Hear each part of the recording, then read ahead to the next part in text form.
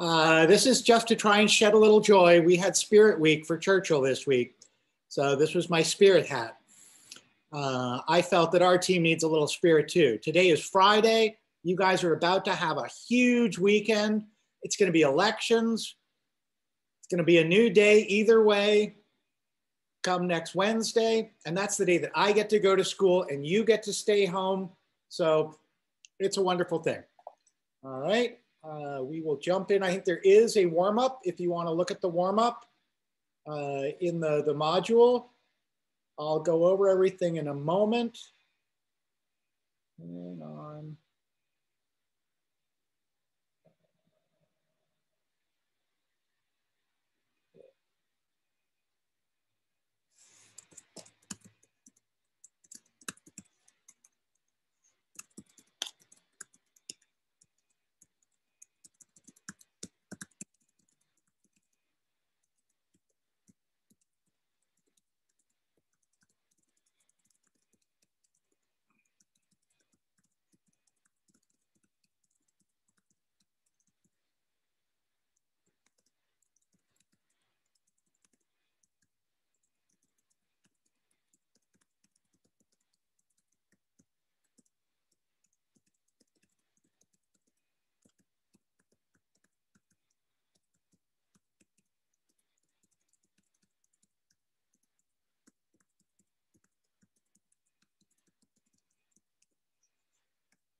All right, nobody else seems to be coming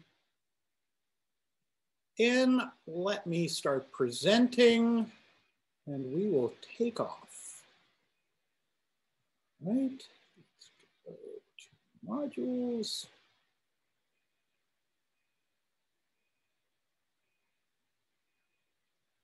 All right. Oop, I didn't even have that in there.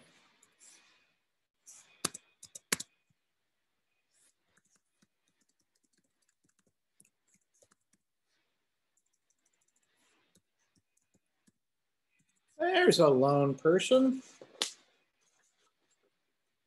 My friend Cheyenne. Okay. I've got everything where it belongs. Let me share with you.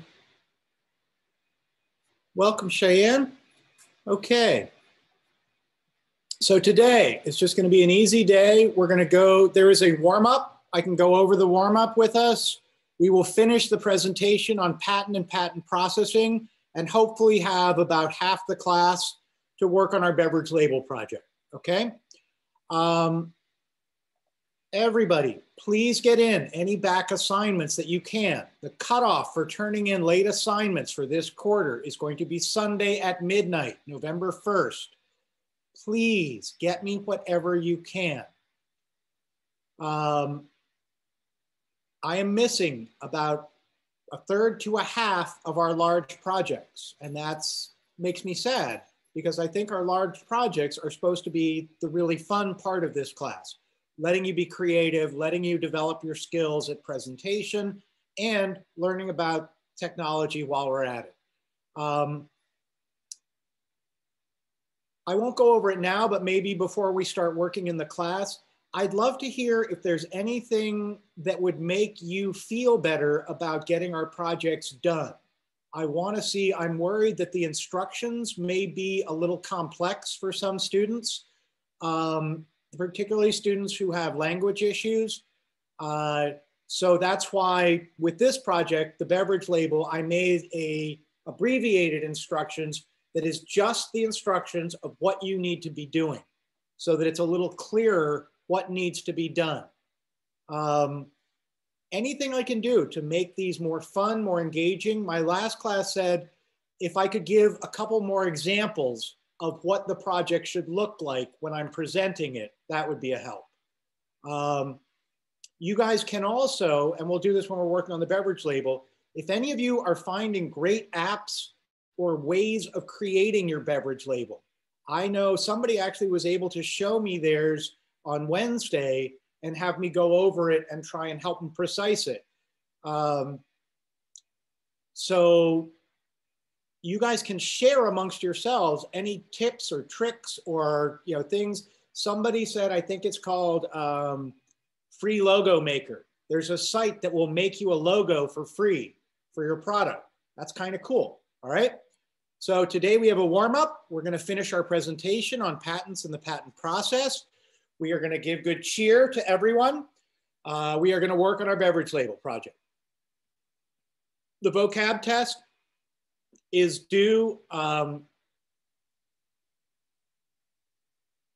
11/4, is that right? I'm not committed. It's next Friday. We don't have class again until next Friday. So you don't have to turn in your vocab quiz until then, but they're easy, so get them in. Then we're gonna work on our beverage label. Our beverage label is due the following Monday, I believe, so that will be in the next period, okay? Our goal of objective is that students will be breaking down the elements of the patent process. Students will be determining the elements of their beverage label project. Okay? All right, I'm not sharing so I can do this. Oh, actually I was sharing. I can't look at the warm up without showing you the answer. So that's why I've got to get out. Okay. Everybody had a chance to do the warm up? Yeah. Okay.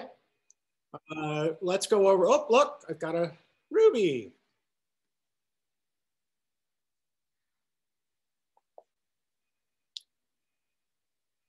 Welcome, Ruby. You're one of the people who has been getting in back assignments. I've just extolled everyone to get in.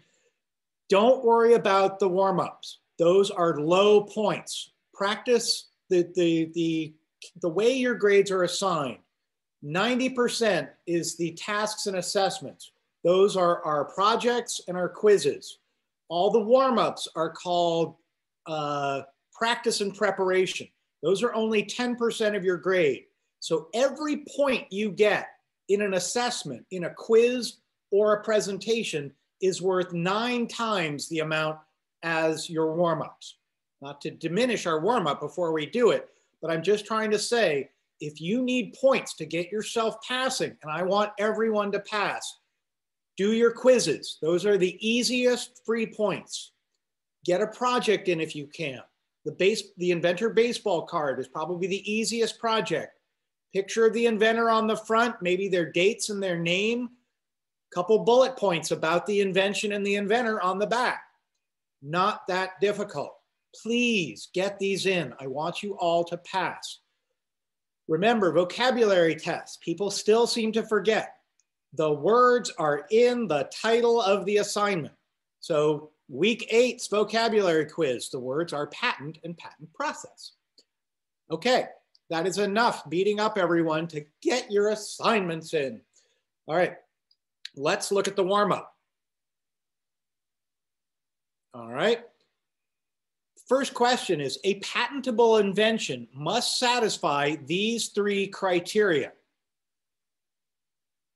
What are the 3 criteria? Basically, pick the one that is not a criteria for the patent, okay? The categories are 1, novelty, 2, utility, 3, practicality, 4, non-obviousness. Which one is not a criteria for a patent? They say a patentable invention must satisfy these 3 criteria. So 3 of these are the criteria, 1 is not. Which are the criteria, or which one is not? Is it novelty, utility, practicality, or non-obviousness? You can put it in the chat or you can sing out. Which one is not like the others? Is it novelty, utility, practicality, or non-obviousness? Anybody? Come on, it's Friday, take a risk. Look, somebody says number 4, non-obviousness. That's the weirdest word. Okay, anybody else? Oh, somebody else feels maybe non-obviousness. The other ones seem pretty straightforward. Okay, everyone is sold on 4. I will go over the answers at the end, okay? I'm writing down. 1 is 4. The 3 main categories of patents are okay, so for us, let's go, which one is not one of the 3 main categories? Is it utility, animal, design, or plant? Which one of these categories is not a category of patent? So 1 is utility, 2 is animal, 3 is design, 4 is plant. One of these is not a category for a patent. Aha! We have loads of animal. Now the strange thing is there such a thing as a patentable animal? Anybody think there is such a thing as a patentable animal? Like if you discover a new animal? You can't patent a new discovery. You can name a new discovery, but you did not create it. So think about this with modern technology, et cetera. What have people been doing scarily with pets? I believe particularly dogs. They've been like cloning them and stuff. They have been cloning dogs. I would think that the process to clone an animal is patented. Or that a clone, could you patent a clone dog? I don't know. But that process, I'm guessing, is patented. So in theory, we scarily have the technology now to create an animal. That yes, we're just dividing, using cells and creating an egg cell out of it, but that's pretty amazing that we can actually manufacture an animal. One of the other really bizarre things, there are 3D printed organs. They're not really good at it yet, but they have the ability to 3D print an actual functioning organ. That is pretty amazing. All right, let's get out of animal. Here we go. What is the equivalent of a patent for written material, artistic works, video, and music? The equivalent of a patent for written material, artistic works, video, and music. Is that a trademark, a copyright, a patent, or a certification? What is the equivalent of a patent for written material, artistic works, video, and music? So 1 is trademark, 2 is copyright, 3 is patent, 4 is certification. Good job, team. You're making me proud. Up, we got 1, 3. Nope, we've got a couple copyrights. All right. So let me review our answers. In number 1, a patentable invention must satisfy these 3 criteria. It is novelty, utility, and non-obviousness. I don't know why non-obvious really sticks out in your mind, and it seems not appropriate. But that is what the categories are. Novelty, is it new? Utility, does it have a function? A good function.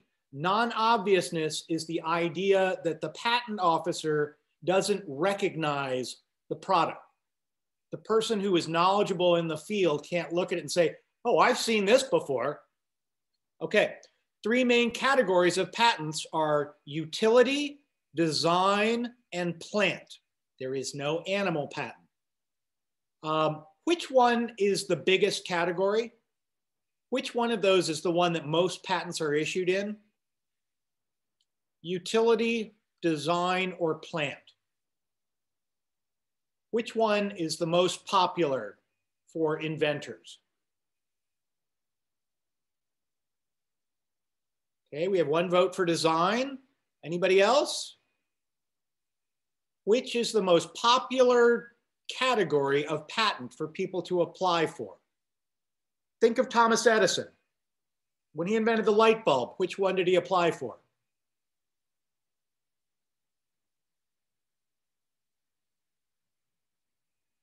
Guys, think of, if you invented the light bulb, which kind of patent would you apply for? Utility. Would it be a utility patent, a design patent, or a plant patent? I think we can safely say it wouldn't be a plant patent. Oh, look, we lost Nestor. Ah, yes, somebody is my friend and has said utility. Okay, phonograph. Which one would it go in?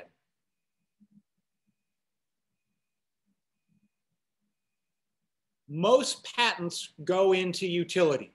Utility is things. Utility is the phonograph, the video recorder, the Watchman, you know, a watch, whatever. Design is just the look of something. So it's like the design of a chair, the design of a table.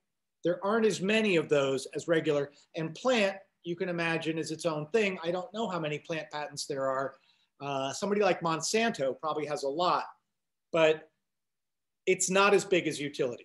Okay, last one. I think everybody had this one right, and I am very proud of you.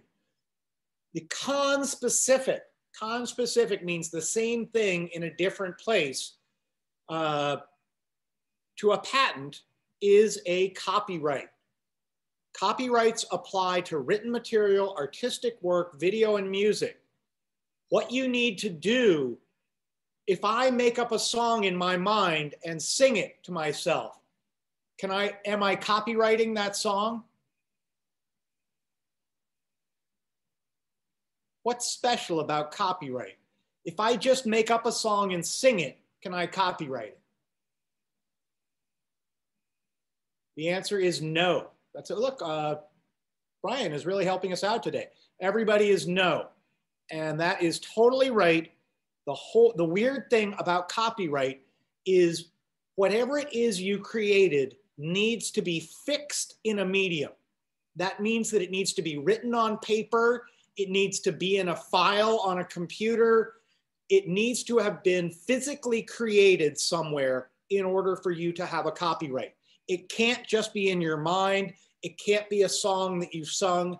It has to be written down or fixed in some sort of medium before you can copyright. Great work. All right, let's go into beautiful patents and we will polish this off and then we can get into some fun.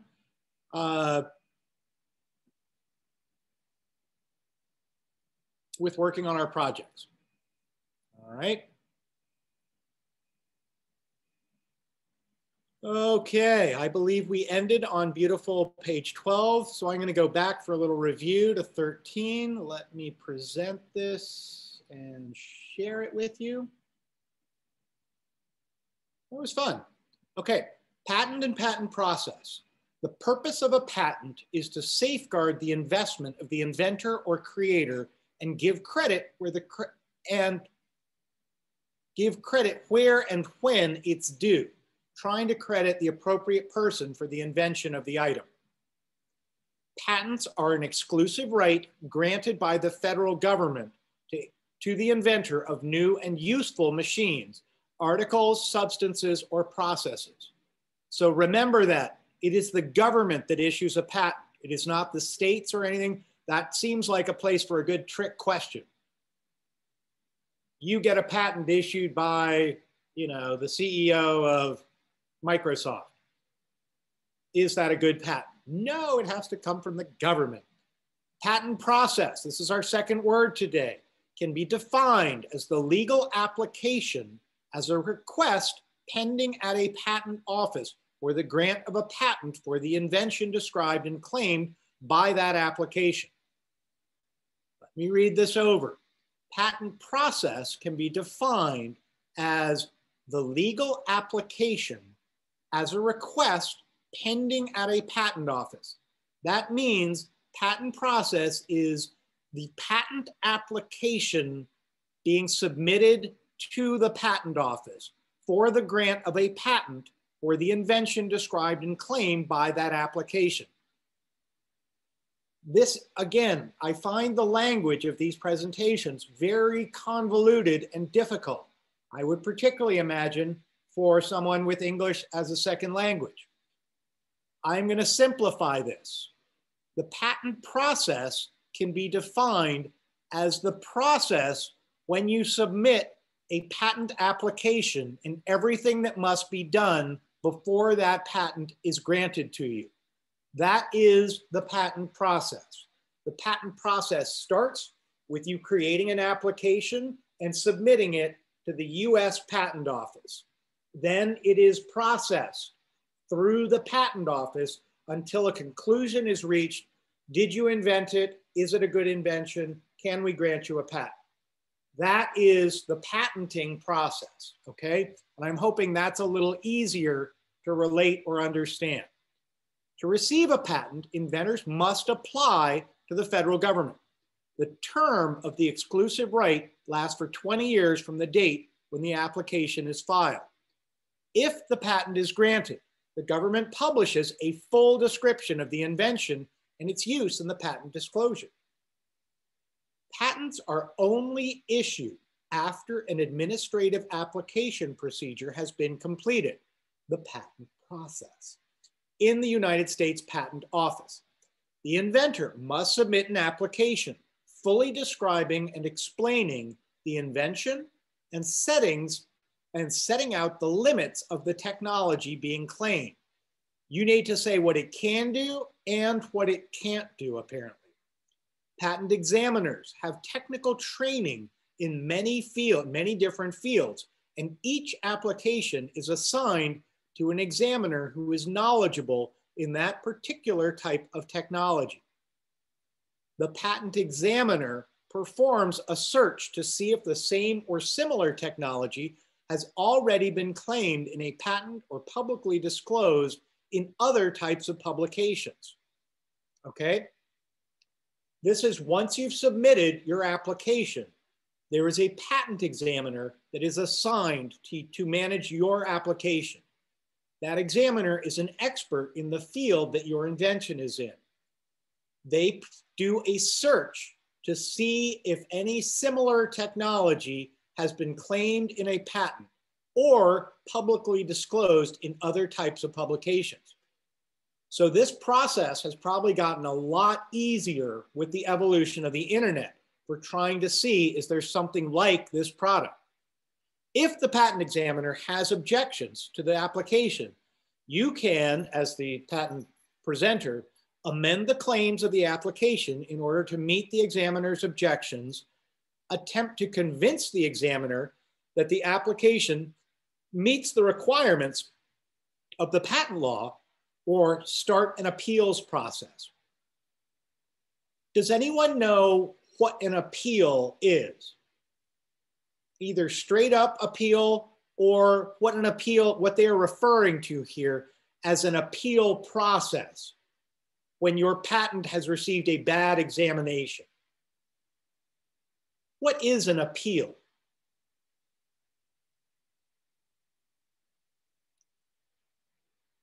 All right, come on, we can put something in the chat. Again, oh, there we go. I think appeal is the physical attraction towards something. That is correct, but that is a different definition of appeal. And I'm not sure if that has two P's. If something is appealing, it is attractive. But that's why I'm asking here. An appeal in this process is like a legal appeal.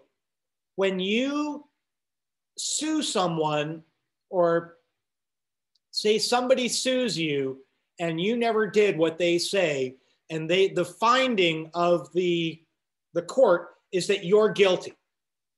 And you're like, an appeal is an impassioned request. So like, if I appeal to someone, I am saying, oh, great, head of Churchill, please grant me that you will give me 3 classes for next year.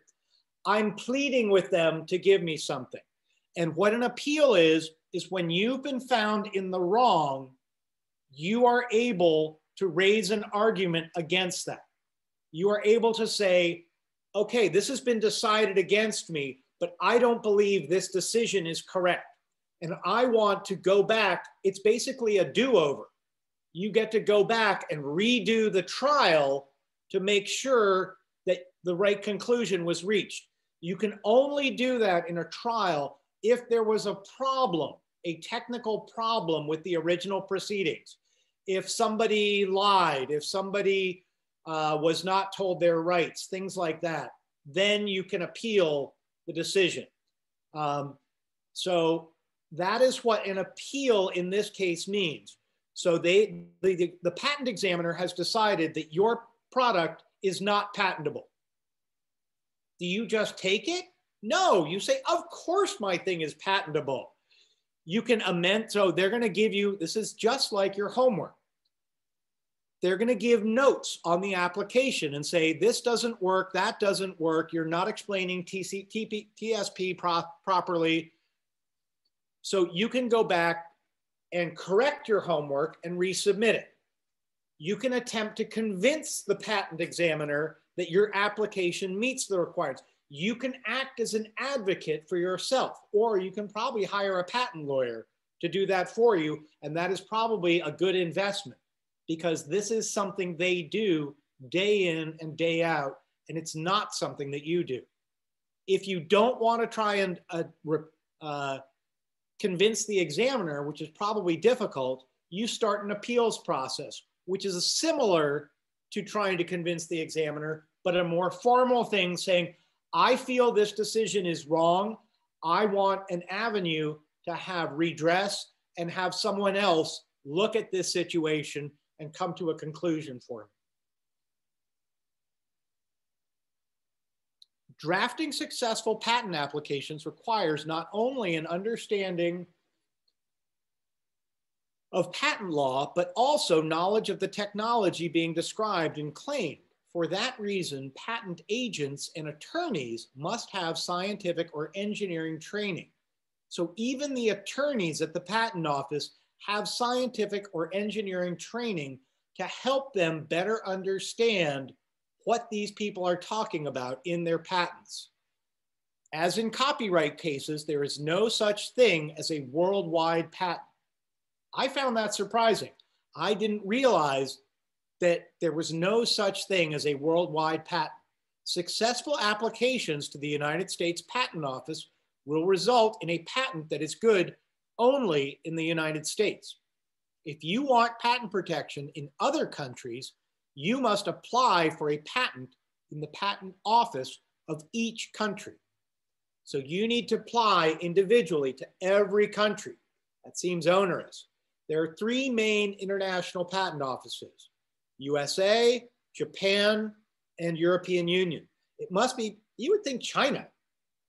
It seems like only open countries, but Japan must manufacture a lot of goods and create a lot of goods. And you would think China is right in there. It's cool that the European Union is in there because what's the advantage of applying for a patent with the European Union? What is it we just went over that makes it a problem for me? I want to sell my product all around the world, but I don't want people to steal it. So I'm only going to sell it where I can patent it. Why is getting a patent with the European Union so attractive?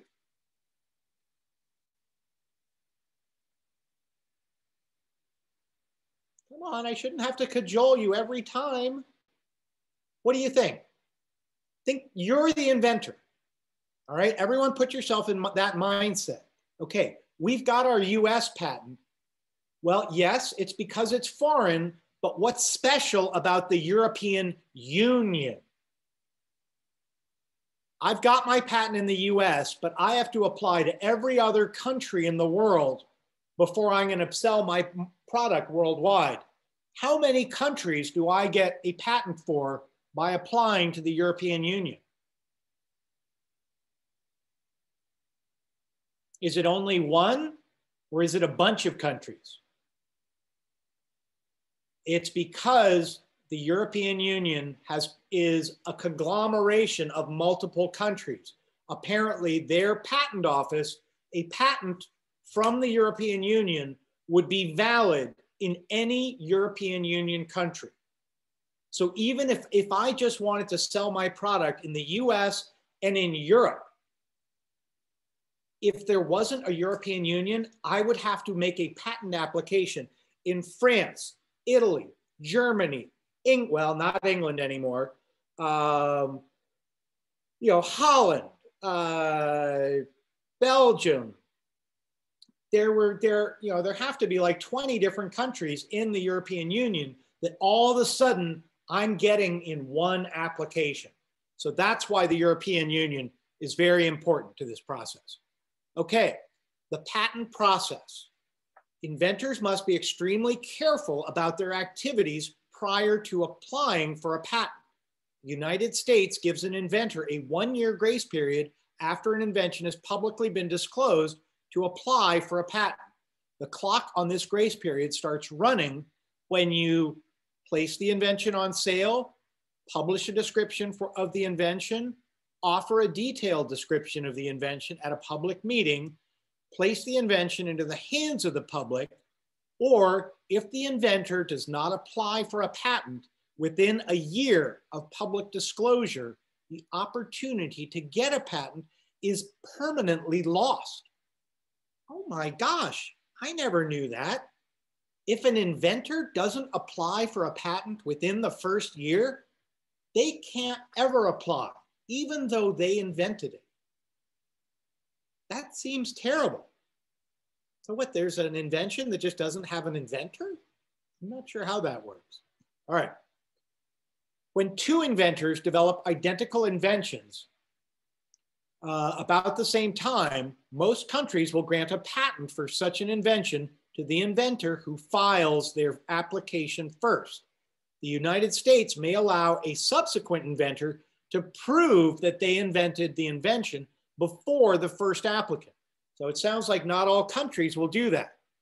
US Patent Office proceedings to determine priority of invention are called interferences. So when two people are claiming to be the inventor and they are trying to decide between those, what the process is called is interference. These proceedings are complicated legal contests similar to litigation and may take years to resolve.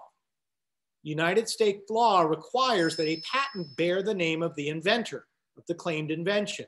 Sometimes the employer may agree to share royalties with the inventor or offer a bonus or other reward in exchange for the assignment of rights in the patent.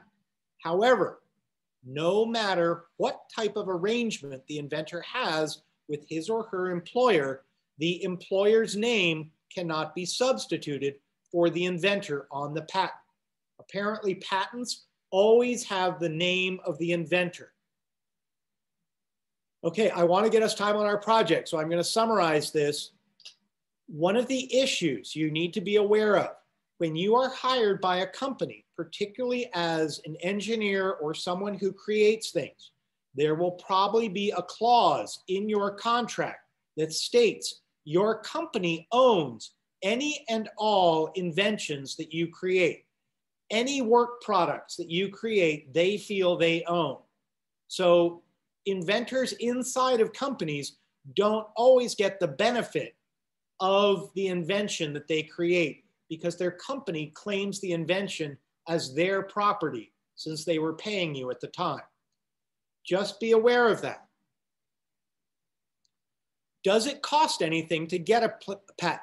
You bet it does. Overall, the total cost of obtaining a patent typically falls in the range of $8,000 to $15,000. Again, this is only a general estimate of a highly variable process. Actual costs may differ greatly. Okay, we're at the end, our summary.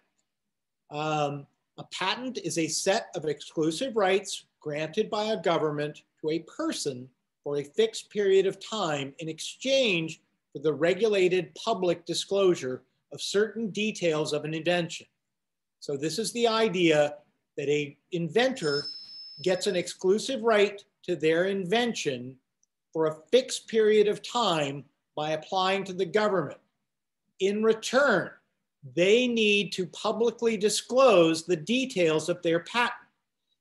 Contracts are always a give and take. I have to be giving you something that you receive that is valuable to you, and I need to receive something from you in order for there to be a contract. A patent grants the inventor of a new product or process exclusive rights to the manufacture, use, or sale of that invention. Obtaining a patent requires the service of a patent attorney, a specialized attorney. A patent is the only way to protect an idea or invention from being used without your permission. A patent will protect names, logo design, initials, and slogans as trademarks. Written materials, artistic works, video, and music are protected by, come on, copyright. You can sell or license your patent to make money. A patent is good for 20 years. A patent is only good in the country for which the patent is granted, unless it happens to be the European Union. Obtaining a patent is a long, tedious, and expensive process.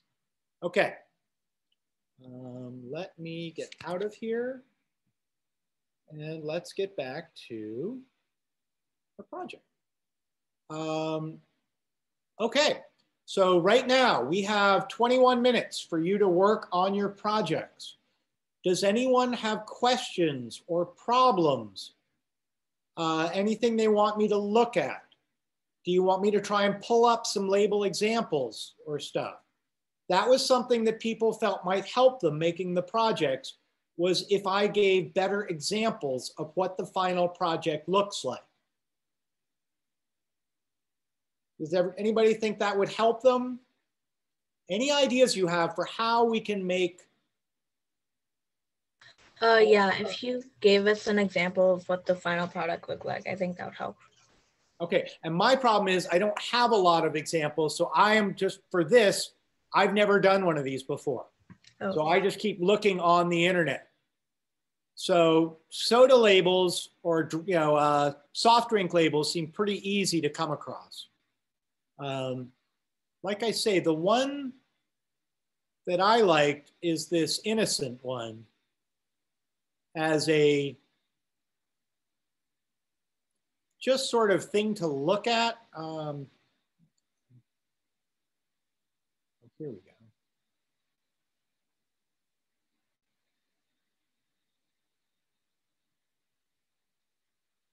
Not so innocent.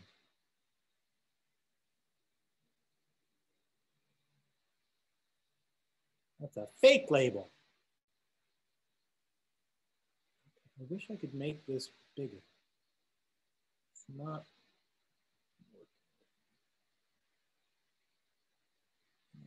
working. Well, I know what I could do.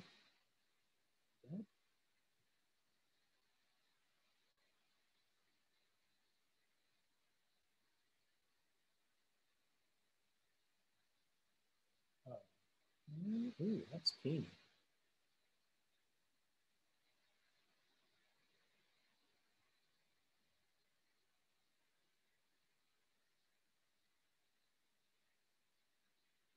There we go.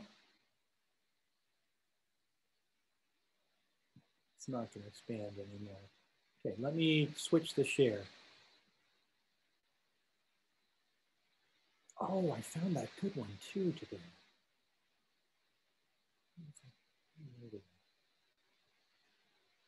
Okay, so here is an innocent pure fruit smoothie label. The idea that it has a logo, it has at least 2 colors. This is their product name, innocent pure fruit smoothie. And then it has a flavor. 3 good reasons to drink this smoothie is what they have over here. You don't need just the things that are required on your label. You can have other interesting things. The whole object, what is it? To the seller, to the manufacturer, the package is the most important part of the product. Why is the package the most important part of the product to the seller? And the second most important is the label. It's not the product itself to the manufacturer, it's the package and the label. Why is that?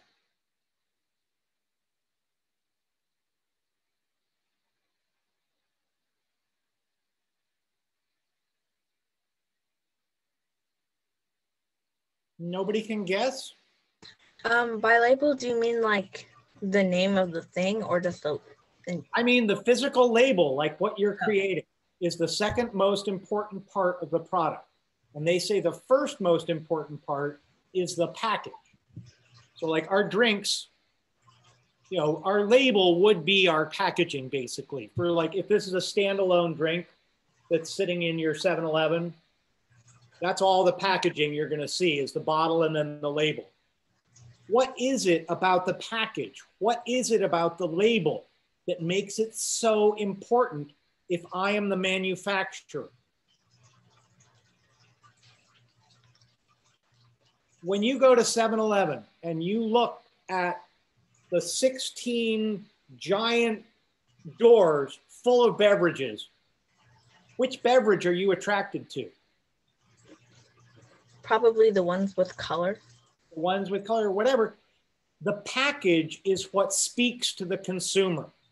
The package is what is selling the product on the shelf. While it's sitting on the shelf, the only thing crying out to you, the consumer, is the package. You can't see the product, you can't taste the product, you can't do anything with the product, but you can read about it. So to a manufacturer, they want to make that package so beautiful, so appealing that you've got to pick it up. You've got to say, I got to try this. It's new and improved. It tastes better than anything you've ever tasted before. That's why the label is so important. That's why the packaging is so important. Our rules for our label are about what makes the label legal and what makes the label work. But what's up to you guys is how to make the label sing, how to make the label call out to you. Drink me, pick me up, take me home with you. That's what the label is supposed to do. So these are some funky sort of personalized ways that you can do that. Like I can show you one of these innocent beverage labels that their ingredients are actual ingredients, not just names. And I don't understand how they're not sued for it. It says things like 13 raspberries, 1.5 crushed apples, half a mashed banana is in this bottle because that is a big thing for your packaging. If you're saying there's 250 milliliters in your bottle, there better be 250 milliliters in your bottle. You can be sued for false advertising if you are advertising more than you are giving. Subway found this out the hard way. How long were their foot-long sandwiches? Does anyone remember?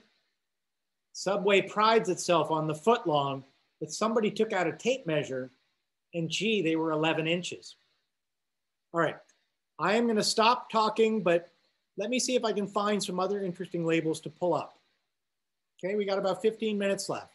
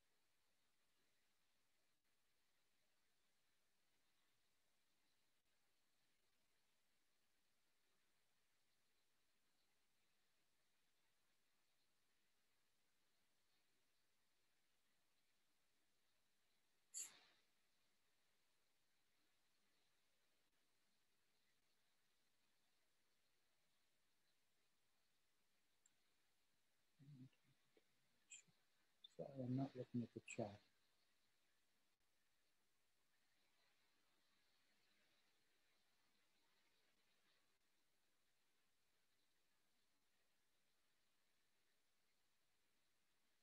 Somebody was asking what's due first quarter and what is second quarter. So your quiz is due in the first quarter. The project is going to be due in the second quarter. So this project that we're working on, the beverage label, is going to be our first grade in the second quarter. Okay? So let me share this.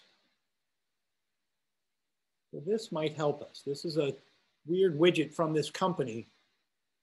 So you've got their logo, the product name, Innocent Pure Fruit Smoothie, the flavor, mangoes and banana. And they do weird stuff.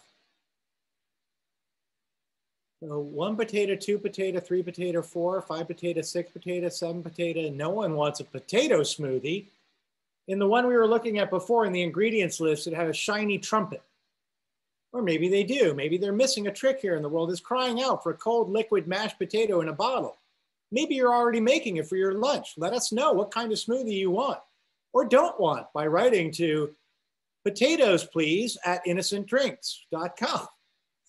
We'll hold off on the potatoes till we hear from you, and the onions and the fish. You'll need to be quick about the turnips though. So, and they have an innocent promise. We promise that anything innocent will always taste good and do you good. We promise that we'll never use concentrates, preservatives, stabilizers, or any weird stuff in our drinks. We promise to eat our greens. See, they're using humor to try and sell the product. Down here is something that was missing from a label that I was shown. This is, you need information about the manufacturer. So typically there's an address and there's a phone number or some kind of contact. This one has, twiddling your thumbs, pop round to Fruit Towers, 1 Goldhawk Estate, London, W6 OBA. Email hello@innocentdrinks.com.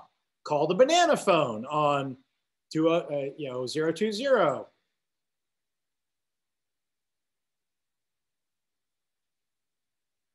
Okay, so this is have a laugh label examples. Let's see, do we have any other good labels? That's sad.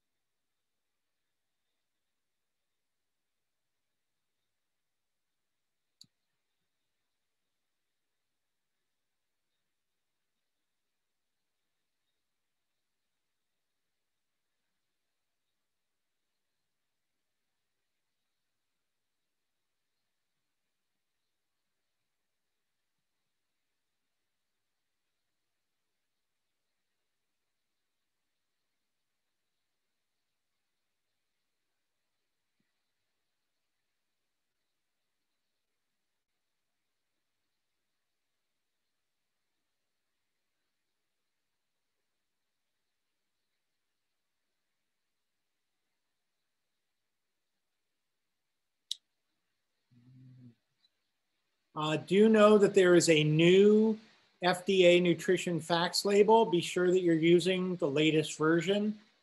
The new version has this bigger text. Everything is bigger and easier to read. Okay?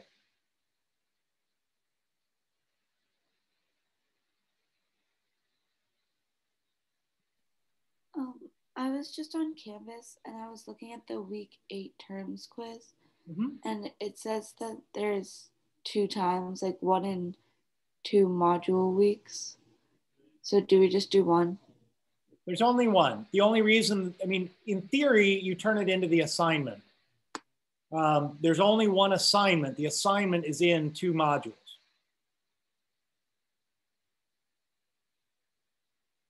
But yes, you're only turning in 1. And if it's easier, I can delete it out of yesterday's or last class's section.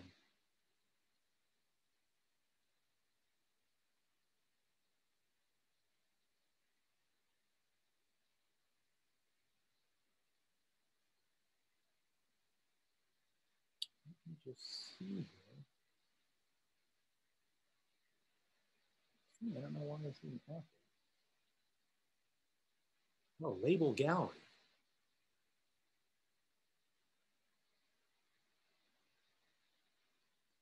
Oh, I see. That's something else to think about that I want you to share with me if you can. Give me your dimensions of your label and what kind of label you think you'll need. Is it paper? Is it foil? Is it printed on the can? Wow, look at that thing, the foil roll label. Never heard of that. I don't think that's for cans. For some reason, cans could seem to get painted. But just seeing that video, there's a lot of different issues that go into labeling something.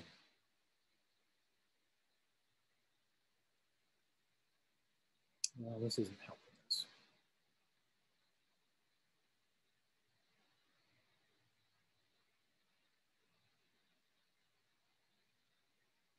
Oh, it was these guys. This was where I had a good label. Here. Okay, this is the last thing I'm going to do. You guys can just keep working or you can watch. This is a good reference because it points out a lot of different items. So I'll start here. List of ingredients. You're going to need a list of ingredients. Directions or suggestions. If it's a regular soft drink or something, that's fine. If it's a smoothie or something, you might need to say, shake well before drinking or something. Artwork, the idea that you have something pretty on your label to attract people. Barcode, you're going to need a barcode. The barcode needs a UPC number. The product's weight, probably in English ounces and probably a metric conversion. Is the weight EU approved? Does it have that little E on it? Is the packaging recyclable? Does it have a little recycle symbol? Manufacturer's info. That's this piece. This is Williams of Walla Walla. The same thing. It's telling you how to contact the company. This is where the new FDA nutrition label is. Serving size, calorific information, minerals. I'm guessing you might need to steal those off another product. Try and get them to look as much like they look like your product as possible. Nutrient claim. This one has no cholesterol. A lot of products these days say like gluten-free. People love gluten-free.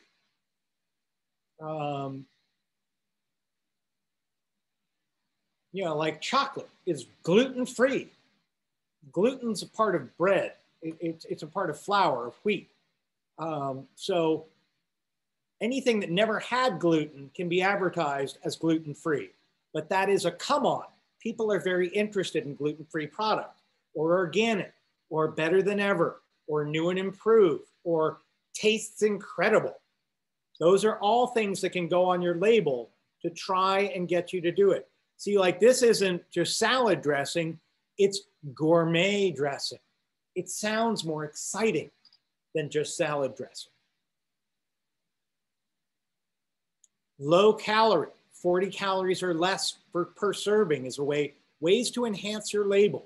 When creating a label for your food product, you should first research and examine the nutritional contents. Be aware that your claims can become empty statements to consumers if they think that the label's information is misleading.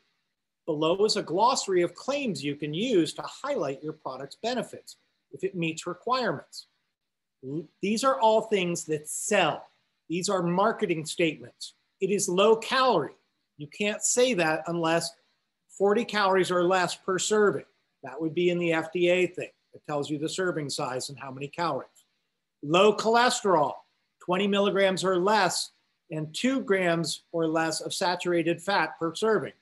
Reduced, at least 25% less of the specified nutrient or calories than the usual product.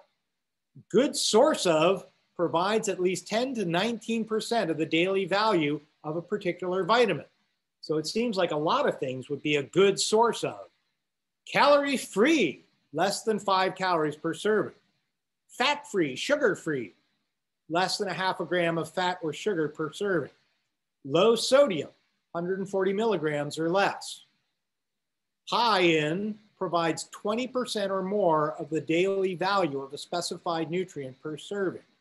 High fiber, 5 or more grams of fiber per serving. Non-GMO means that it's not genetically using genetically modified stuff. American Grass-Fed Corporation. Okay, I think you guys get it. Time, you are correct, Brute. You can yell that one out. We are done. It is time for my weekend to begin, so I'm very excited. But congratulations, team. Please get in anything you can. Do assignments, get in your quizzes. Those are so easy. You can look up the definition, just tell me Webster says. Go to the presentation and write down the definition from there. Get those points. Help me get you to pass. You can do this, okay? You're my team. So why don't I don't hear people dinging away. Okay? You can run away now. Bye, thank you. Goodbye. Thank you. Have a great weekend. I will see you next Friday. We're going to have a new, it's going to be a new world when we see each other next time. We got elections between now and then. Anybody have questions, comments, problems? So for the warm-ups, is it whatever you get on the warm-up, or is it like a completion grade? It's a completion grade. I'm going to go through and I will adjust every it's basically everyone who actually did the warm-up will get the points. I think anyone who doesn't, it's not going to count against you. Okay. Thank you. Have a good weekend. You bet. Thank you, Foster. No problem. Bye. Bye. Brian, can I help you? Brian, is there anything? Dixon? I'm looking to make sure there's nothing else. Dixon, I think you're doing fabulously. And I think I figured out the way to get your grades right on Synergy. So I'm going to be working on that. Your dad was very excited. Did you know that? Yeah, he told me. And it was the best response to an irate parent I was ever able to make. How can my A student daughter be getting a D? It's like, it's all wrong. She's got a 99 plus on my side. We'll get this straightened out. Yeah. So I'm glad that you have an advocate for you in your father. Your father really cares about what you're doing and how you're performing. Yeah, he does. It's tough. I always felt that school was sort of a punishment cooked up by my parents and the government to keep me out of the house. It's hard when parents have high expectations for you, but also if they like to work with you and help you, be more holistic, help you out, that's great. Mm-hmm. But I like it when people are standing up for their kids. I have 2 of my own. How old are they? I have a 12-year-old son and a 14-year-old son. Oh. So they're 7th and 9th grade. Cool. Brian, are you in there? I think we lost Brian. So I'm looking at, I think, Synergy, which I know is not always correct. Hang on, I can look at Synergy. But why don't I look at Let me look on my side and you look on yours and I'll tell you. Okay. Yeah. Hang on. Get to, see.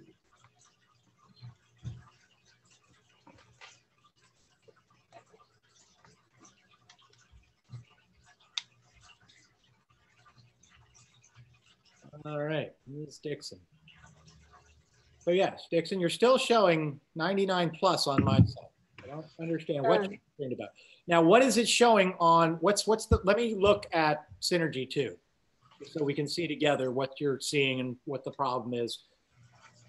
Because these systems are not the easiest to work with.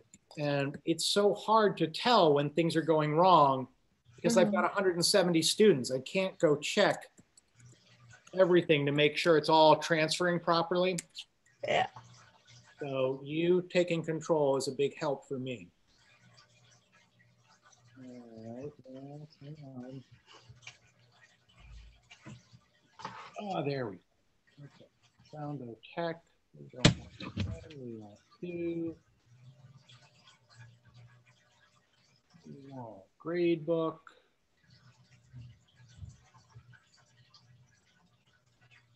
Okay.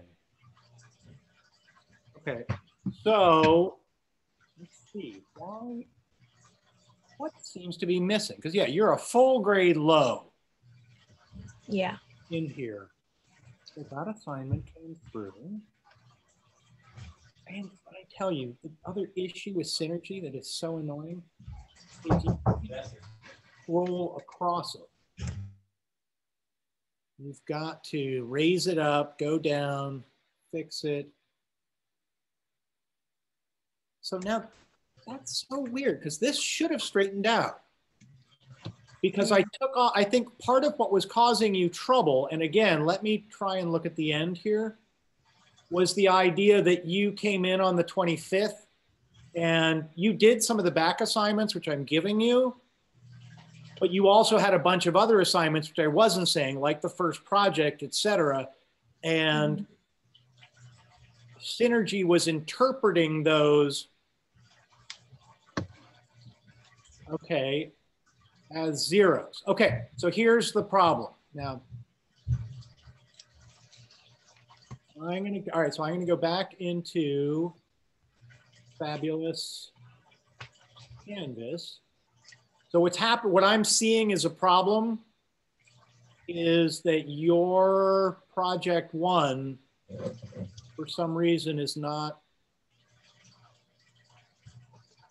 that is so strange.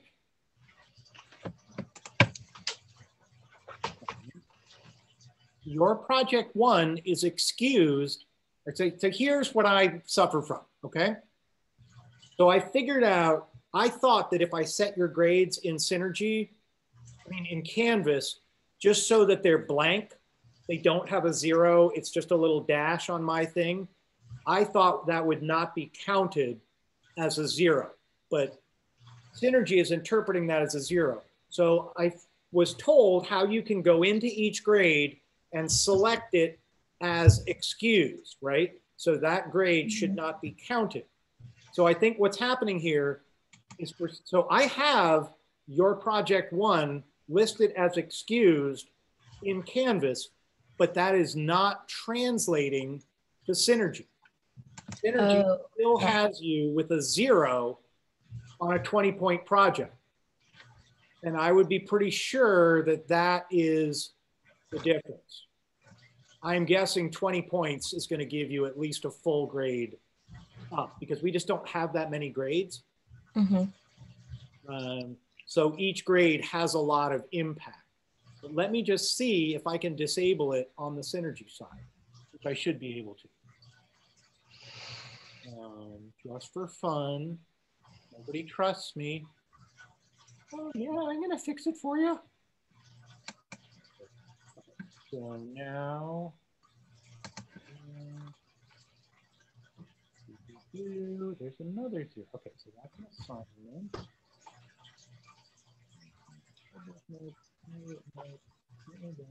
Oh no, I didn't just do that.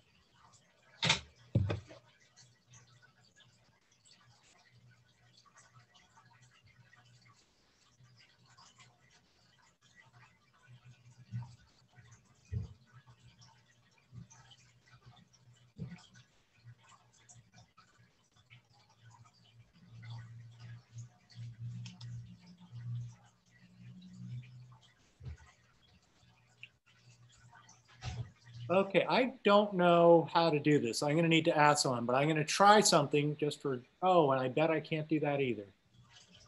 All right, hang on. Oh, 30 is off.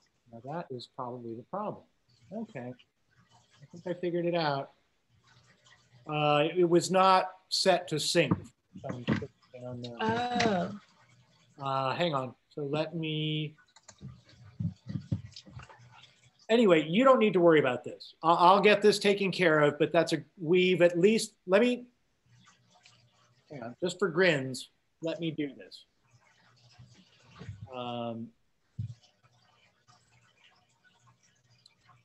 Make sure I'm in the right course.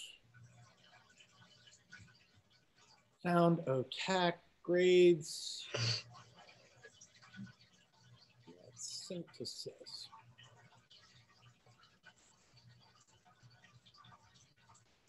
Okay, now this is going to take a little time.